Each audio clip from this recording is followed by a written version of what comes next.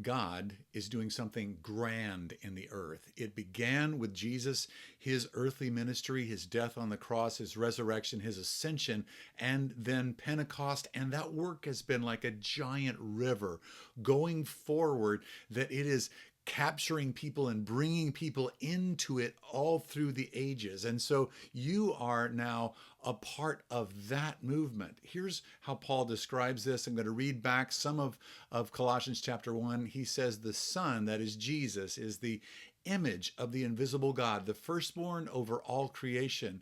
And then jumping down into verse 19, for God was pleased to have all his fullness dwell in him, in Jesus, and through him to reconcile to himself all things, whether things in heaven or things on earth, making peace through his blood shed on the cross. So that's God's bigger story. Now, the next verse shows that you are now caught into it. Once, he says, you were alienated from God and were enemies in your minds because of your evil behavior.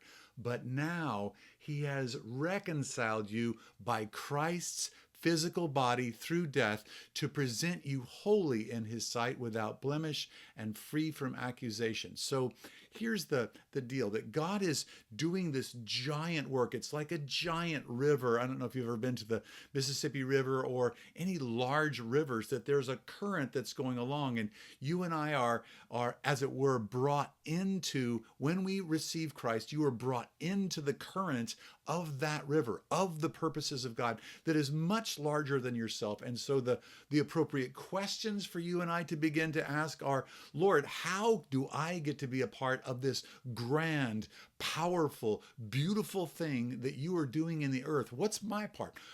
What are you inviting me into? Where is it that I can rise and go and take my place in the purposes that you are already doing in the earth? I want to take my place in the work that you are doing.